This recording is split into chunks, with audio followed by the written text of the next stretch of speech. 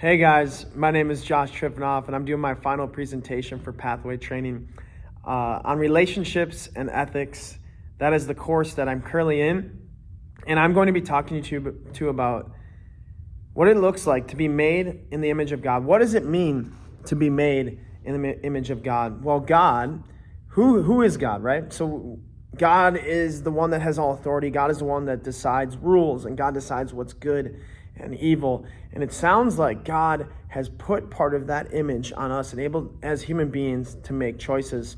And so in the Old Testament, we see that there were kings, and kings had the same authority, and kings were able to make rules and say what's good and evil in their land. And there's a lot of statues made for them. And in Israel, they actually disagreed with this because they believed that they were in the image of God, that many statues of God were actually us human beings walking there. See, on page 1 of the Bible, we see that Moses was talking to Genesis to the very early Christians that were in the wilderness.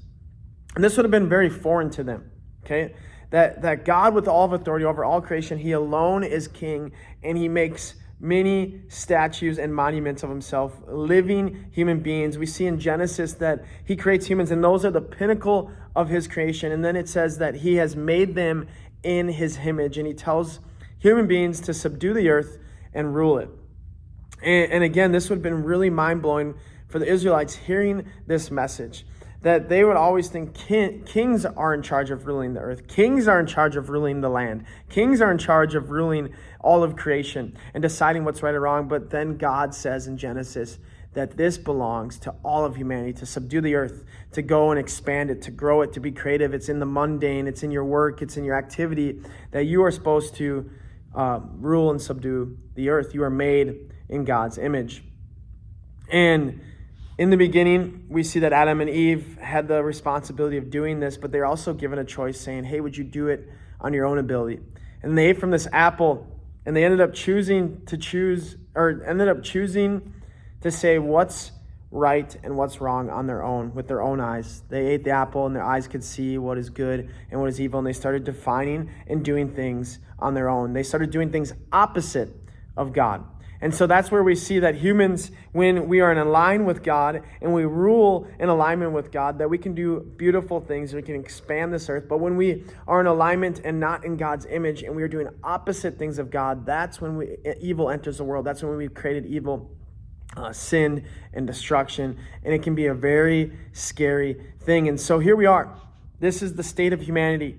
We have bad rulers and we have good rulers. We have people submitting to God in their rulership, and we have people submitting to themselves in the opposite of God. We are kind of stuck in this mess here that God has given us this earth, and he's saying, expand it, bless it, subdue it. You are made in my image, and people are doing a good job with that, and people are doing a bad job with that. We are stuck with these mediocre rules, but thankfully, the Bible does not end at this story. The Bible goes on and makes the claim when God bound himself into humanity, when he took the form of Jesus, he shows us how to rule.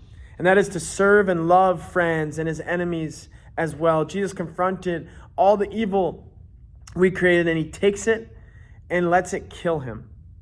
And so when the writers saw this and wrote this, they understood that there's a whole new way of being human. They called Jesus the new human, the new image of God. They also believe that Jesus' divine life and power is able to heal and transform our life into a new life and power.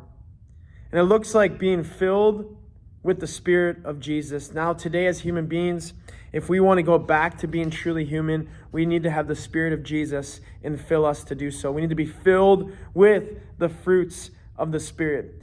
These are the people God wants us to become.